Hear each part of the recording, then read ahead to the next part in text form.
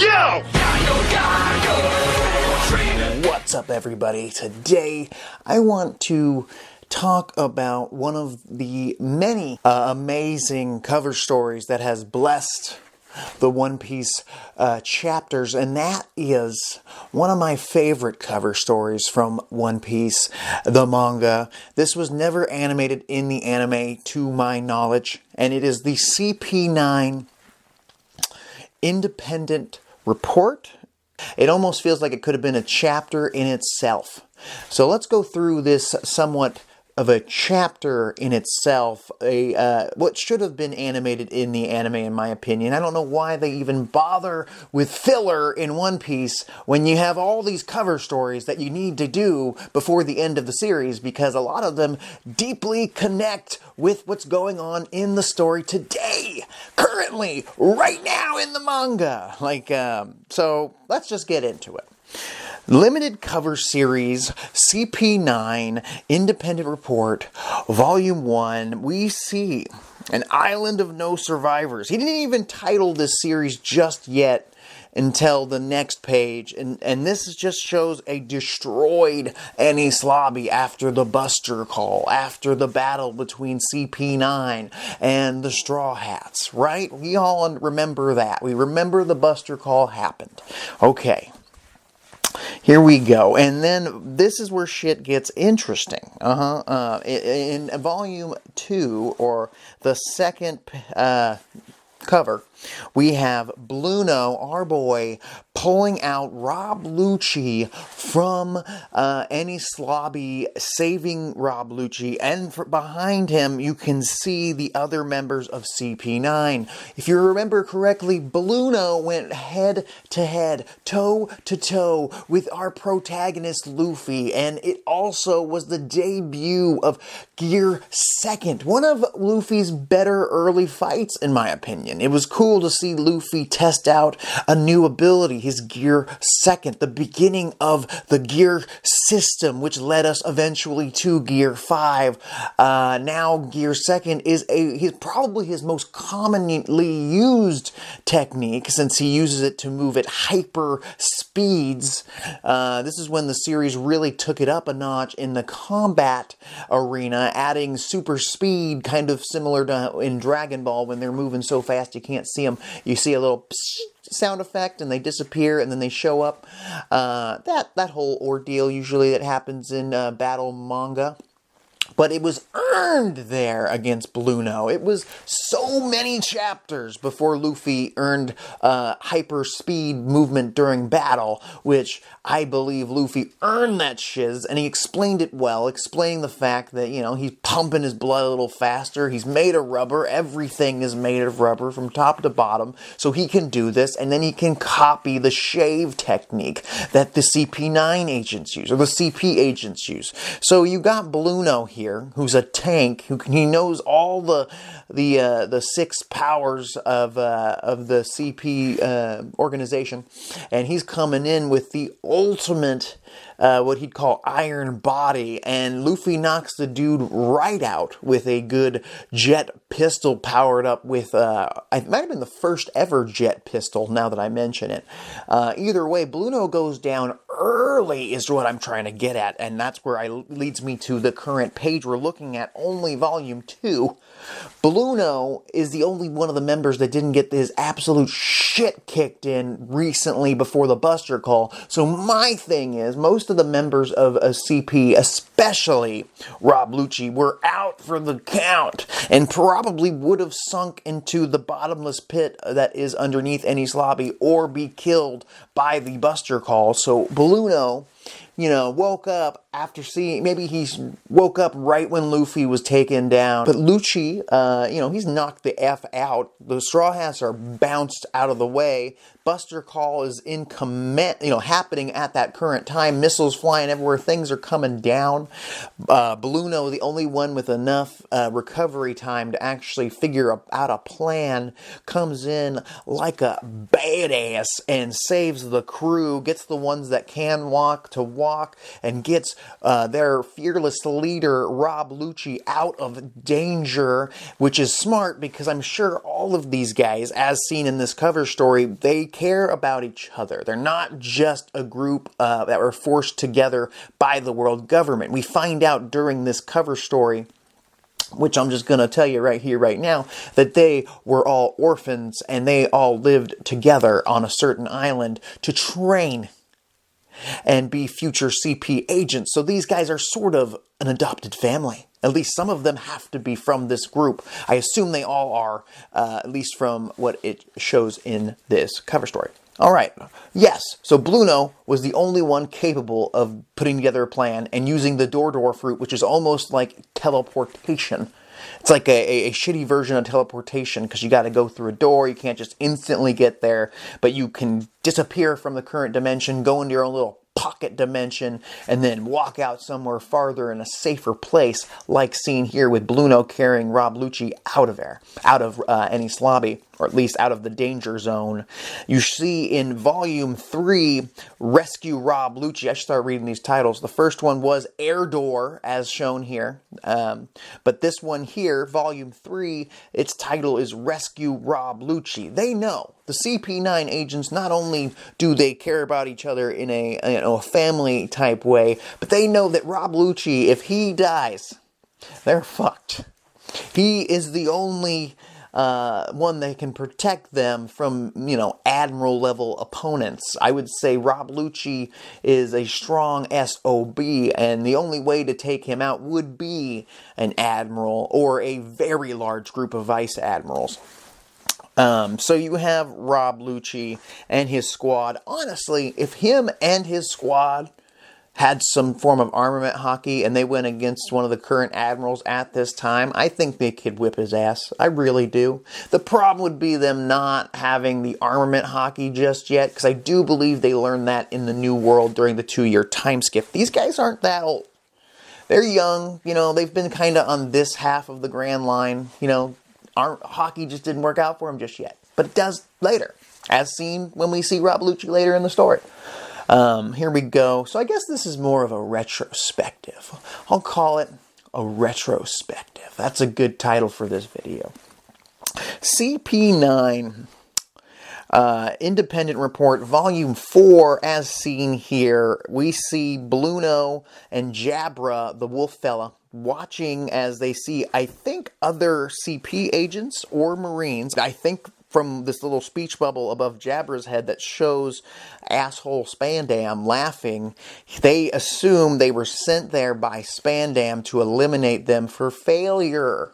The title is Failure Pursued by the World Government. Whoa. Shit's happening in Volume 4. Jabra seems to be able to walk. He did go toe-to-toe with Sanji, but I guess it wasn't enough to completely cripple the dude permanently. It looks like Jabra's still moving. He's a tough guy. He did go against Sanji, who developed his new technique with his flaming foot. Understandably, he went down. And the fact that Bluno, who went against the main protag, is still able to walk is fucking fantastic. That just shows how tough that man is.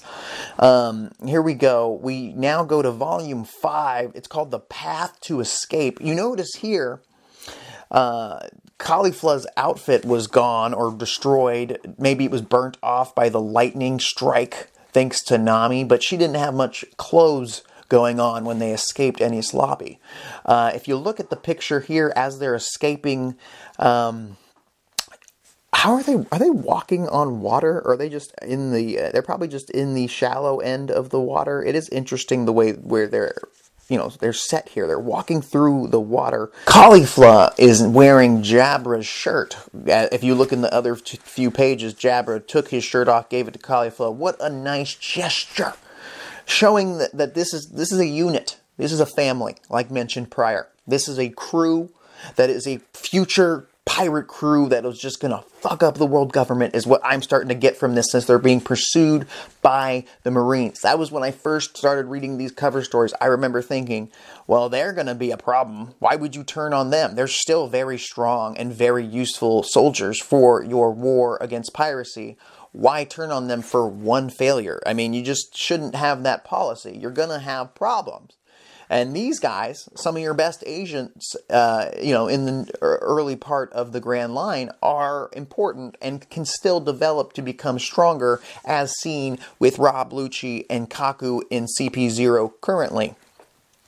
So the next volume, as they've escaped from the island they were on, they go to St. Polar, the town of the Spring Queen, without money for medical care. They're looking for medical care for Rob Lucci, their golden ticket to either getting back into the, government, because he's a powerful man, or at least to protect them from the government. I don't know if at the time they had any ideas of rejoining the government, because why would you do that? Why would you go back to, people that wanted to kill you for failing one time? So the CP9 agents show up here in St. Polar, the town of the Spring Queen, as mentioned. This is the first town, I believe, that the sea train, that the Puffing Tom's first town that they connected to, which got supplies to Enies Lobby, to Water 7. So they could become a bigger ship town, I'm pretty sure.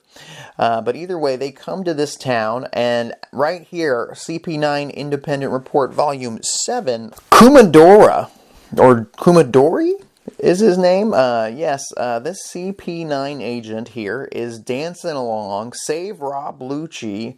Oh, his name's right here in the title, Kumadori.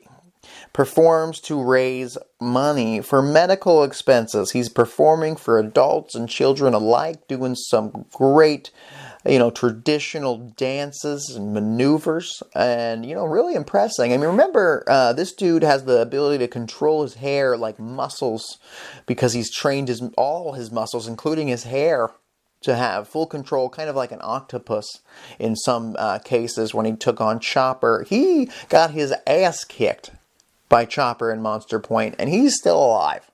That is a recommendation. I applaud the man for being able to survive that monster. God, they should have never made Monster Point a joke in the New World when Chopper got full control over it. It was so good as a horror last resort transformation. Here we go. Volume 8, Performing to Pay Medical Expenses, Jabra and Bluno do a wild animal show. This whole crew could just do a zoo. You can open a zoo together, live here, and do maybe just a circus. They could do a circus, because most of them can transform into animals, right? And the other ones, the Door fruit, you could totally use that as some way to get, performers on the stage and surprise people with somewhat teleportation. Then you got the soap fruit that'll clean up everything when you're done at the end of the show. And then you got that guy that goes cha-pa-pa. So Bluno and Jabra's jumping through a flaming circle. I was curious. It looks like Bluno's just, look at this wolf man jump through the pit. Do not be afraid. He will not eat you. But he's jumping through a flaming circle, getting a little flame on his, his coat, his fur. But he seems fine. They're trying to make some money quick. It looks like it's all happening in the same day or a few days, because it's pouring rain in every picture of them performing. Next one, Volume 9, Performing to Pay Medical Expenses, the Giraffe Slide. We have Kaku, one of my favorite members of CP9, forming a slide on his back as a giraffe. He has a long neck, and he's thinking, I'll use this. I'll take advantage of this as a way to help pay for Rob Lucci's surgery. I'm curious what kind of surgery Rob Lucci needs. In One Piece, where you can drink milk and your bones will regrow, like, what kind of damage did Luffy do to this dude internally? What kind of medical supplies did he truly need?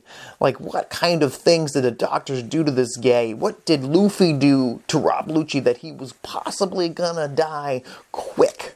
They didn't have time to be getting real jobs. They had to perform in the streets. So then finally, CP9's Independent Report Volume 10, we have Caulifla still in Jabra's shirt as her only clothing, because they are that broke. using her soap fruit to literally clean up the town. You can see these chimney sweeps sitting up there on top going, this is great. We'll just scrub the bubbles and you keep bringing them, missy. And that is a way to make some cash right there. That's a job. That's a business CP9 could open together. They could open a town cleaning business, and they charge the town monthly, and they just soap it all up. The rest of the crew transforms, uses their shave ability to scrub everything, scrub it all down, and then there you go. But they're not going to do that forever. This is just to make a little bit of scratch. All right, CP9 Report, Volume 11, Independent Report, Volume 11, Soaking Wet Money Received. So they got enough money within a few days, it looks like. At least a few days. It had to be a few days. That looked like a lot of stuff. If they did all that stuff in one night, all the performing, cleaning up the town, wow. I know they're fast, but they got to be feeling that last battle. So you have Rob Lucci here looking still wiped, probably after at least 48 hours, maybe 3 days, 4 days in the medical, room, finally getting some attention. Hurting. Like, these guys don't just perform because you're sick. No, you got to pay up. You don't just get medical surgery because you're there and you're hurting. Not in this town. Not in St. Polar. So they finally had the money. They're helping out our boy Rob Lucci, helping him go into the time skip and be alive to protect the Celestial Dragons, as we know. Then we get to Independent Report, Volume 12. Shopping and Short Break, and you got Kumadori and Caulifla doing some shopping, getting them some supplies. Finally, Caulifla's got some clothes of her own to call her own. Kumadori is feeding a birdie. I'm assuming that's actually the pigeon that hangs out with the CP9 agents. Hattori, the pigeon, the familiar of our guy, Rob Lucci, who is probably worried sick. And then in the next page, you get to see the rest of the members of CP9 having some tea. And it almost looks like Kaku is laughing at Jabra because he's got some kind of, specialty drink of sorts. He got a frappuccino, while everybody else got coffee black, no creamer. No, you see Jabra here drinking his fancy sugary frappuccino. Kaku's laughing at him, going, "Man, you're gonna get out of shape, buddy. You got to drink coffee black like CP9 agents do. No sugar, no sweetener of any kind, no cream of any kind, and you're here just flaunting your expensive frappuccino in front of all of us. And you call yourself a full-fledged member of this family? Former CP9 agent? Then we move on to the next cover, Volume 14. I told you there was a lot of these. Volume 14, Hattori is losing his fucking mind because his best friend, Rob Lucci, is alive. Rob Lucci's best friend, Hattori, is there to greet Rob Lucci as he wakes up from his coma of death as given to him by Luffy. Rob Lucci's here, waking up, seeing his bestie. They're happy. I'm happy. Rob Lucci's one of the best villains in the entire series. Cannot wait to see what his master plan is by the end of the series. We move on to Volume 15. 15. Discharged from the hospital. Probably a couple weeks, at least. For that kind of damage? Oh, yeah. You're asking at least one. At least a week in the hospital. Rob Lucci gets out. His family's behind him. The former CP9 agents are reunited again with their fearless leader. Even at the time, Jabro's snarling in this picture, but I can feel his happiness. He knows his brother's alive. The toughest of the tough. He can, have a feud with Kaku. Jabra and Kaku's relationship is kind of like the Zoro and Sanji relationship. That's one of the reasons I was excited to see this crew go out to sea and start their own pirate crew when I was first reading this. You show the crew bowling. Bowling, one of my favorite things to do on a Friday night. Bowling. The crew's out here bowling, using their super CP9 agent strength to destroy the bowling alley, laughing at Caulifla for throwing the ball too hard, exploding their alley. They're probably going to have to pay for that. They like this town. You can tell the CP agents really like this town. They've been able to live in it for a while without anybody finding them.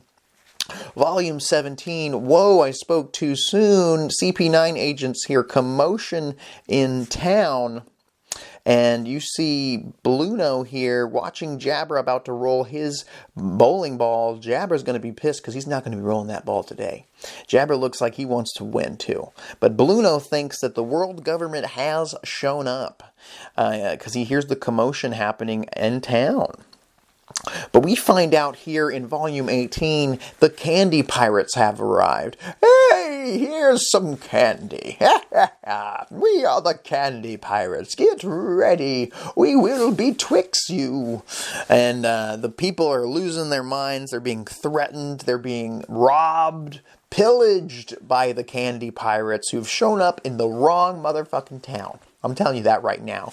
Because out of nowhere, using shave, I assume, maybe not even that, Rob Lucci shows up and looks like Kaku on his right and Kumadora on his left. And they're coming in with the finger pistol and a swift kick to the mouth for the candy pirates in this Volume 19, Messenger of Justice. With Rob Lucci thinking, I'm going to save these people. They saved my life regardless of the amount of currency they needed to do so. CP9 Independent Report, Volume 20, probably my favorite picture. It shows the Candy Pirate ship being completely decimated along with its crew, with all the CP agents just having a blast, kicking these lower class pirates to the curb. Then we go to Volume 21, Excessive Justice, and we see Rob Lucci. I think he killed the candy pirates, or at least their captain, because the people there look disgusted. They look afraid. At one point, they were cheering on these agents, these saviors that came to their town one rainy night. But now they're afraid of these guys, and you're like, what have you done? They just went a little too far. They were trying to live a regular life. They were trying to have Friday night bowling, and they couldn't even start that tradition. And now the people of this town are frightened. We go to Volume 22, and it says, we can't stay in this town. And the CP9 agents are kind of laughing, kind of going, dumb. We should have known not to murder every one of these pirates. We're not supposed to murder them. That's not what good savior heroes do. We knock them unconscious and give them to the proper authorities. But since they were trained to completely eliminate targets, they kind of fucked up here. It was kind of not their fault. They've been trained since childhood to kill and eliminate their opponents. To hold back now is a lot. That's like trying to ask somebody who smokes a pack a day to cut it back down to one or none. So we go to Volume 23, the Independent Report. A flower is a gift that shines brightly. You see Caulifla and other members of the CP9 agents just so happy to receive a flower from this little girl who's like, have a good time on your trip. Come visit. You know, there are still people in this town that want the CP9 agents to stay, to protect this town from future pirate problems. Even though they did go a little too far, some people like this little girl are willing to forgive. If you don't forgive, then how are they ever going to change? We go to CP9 Agent Independent Report, Volume 24. CP9 sets sail from the St. Polar. It looks like they took Captain Candy's ship. Those bastards. Now they're officially a pirate crew. I remember reading this for the first time. I was just like, this is great. I can't wait to see them again. I thought this was probably the last page. And they were going to head off into the abyss for a while. And then one day, maybe after the time skip, we'd see these guys show back up. But as a official pirate crew who's been just kicking ass. Maybe Rob Lucci joins the worst generation over those 2-year time skip. They add him in. That's a possibility. I thought that could happen, and maybe he'd become more of a rival to Luffy. They could have went in that direction. They could have made this crew the rival crew to the Straw Hats. Like, yes, we have Law and Kid and all them, and I love all them, but we knew this entire crew from top to bottom. We knew these characters. We don't know every member of Law's crew. We're just now learning more about them.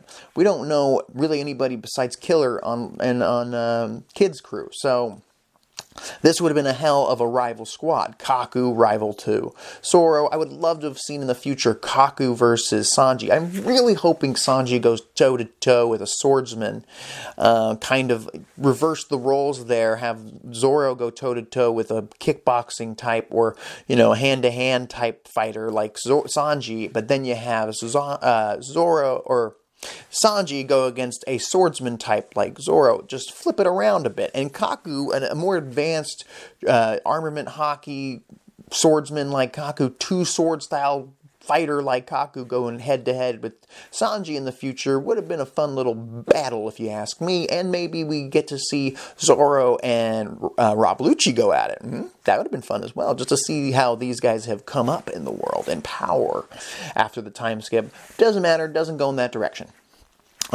Independent Report, Volume 25, Hometown. So we get to this orphanage where the CP agents, or wherever they are, the place where the government has adopted these children and started to train them, as we'll see in the next page. And I love that this is all tying together. They go home. They go to where they probably have people who were kind of their family, who are part of the world government, that were probably nice to them a little bit, and that's why they wanted to come here. Maybe they thought the government wouldn't follow them to their hometown. They're like, they wouldn't be dumb enough to go back there, would they? They show the CP agents, or former CP agents, up on top of a tower looking down upon the next generation CP in training. We see these kids practicing, getting ready to learn the finger pistol. All of them are going to be finger pistoling before they can leave this island. I'll tell you that right now. This is the next generations of CP agents through 0 through 9, and you got to train the next one after the next one because they're probably a commodity that gets eliminated on a regular basis. They're very lucky that none of them died during their fights with the Straw Hat crew. Again, good job surviving.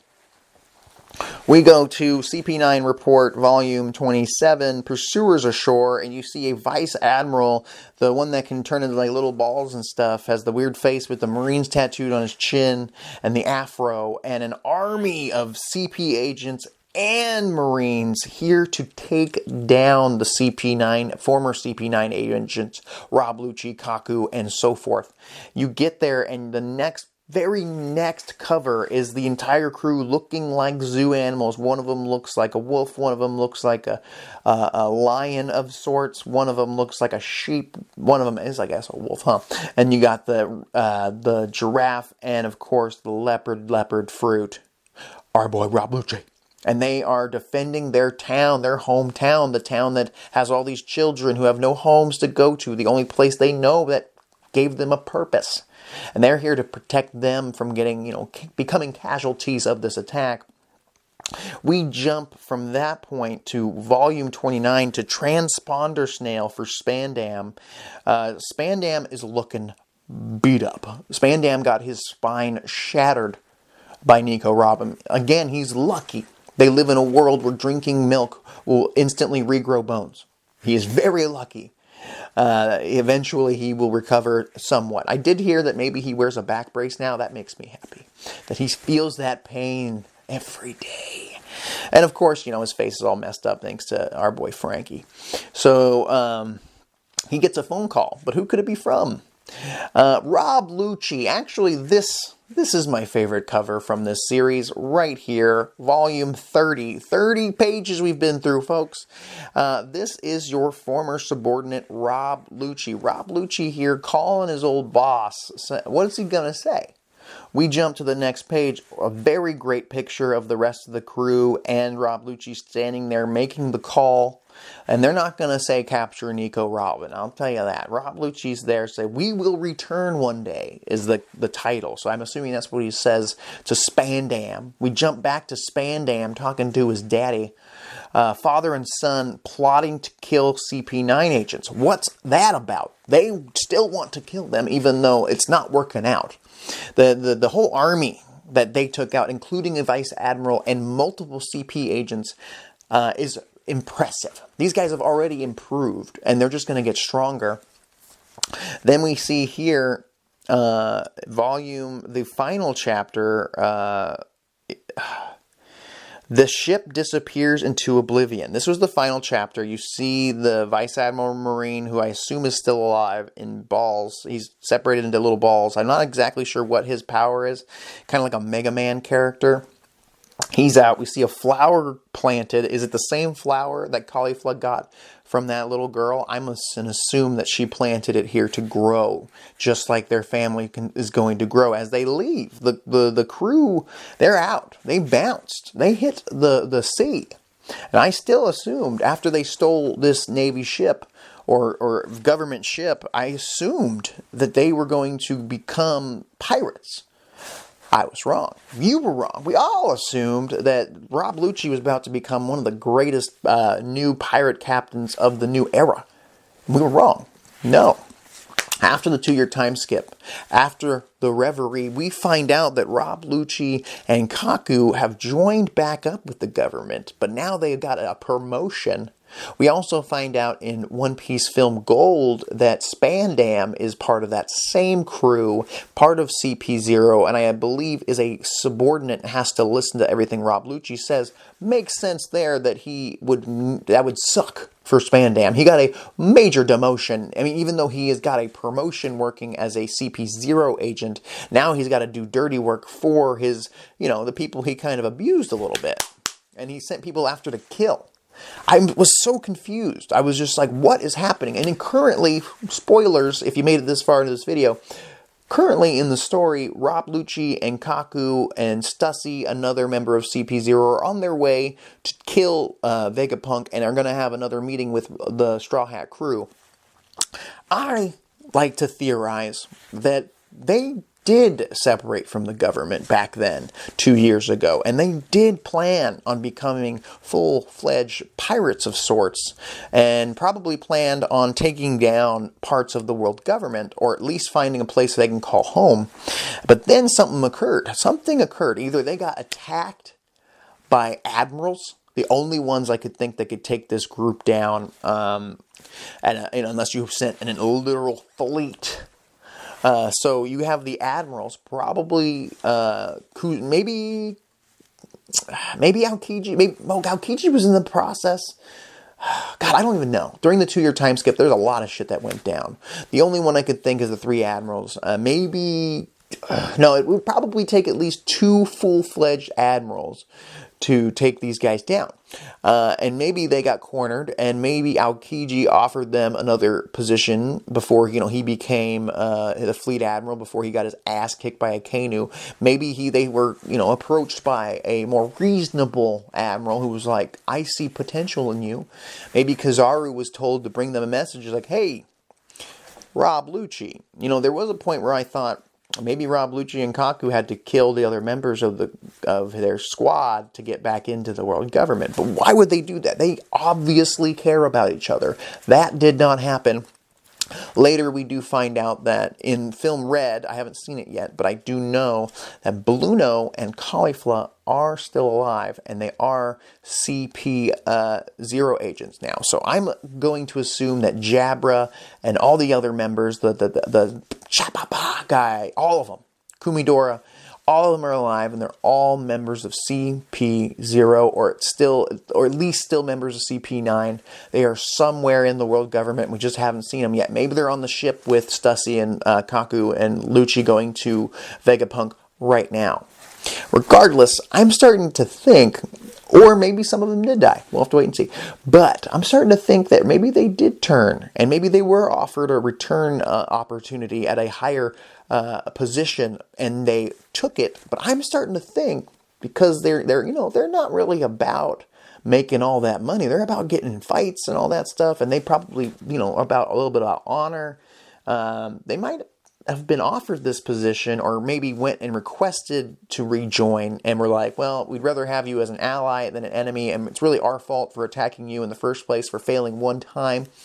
But maybe Rob Lucci came up with a plan.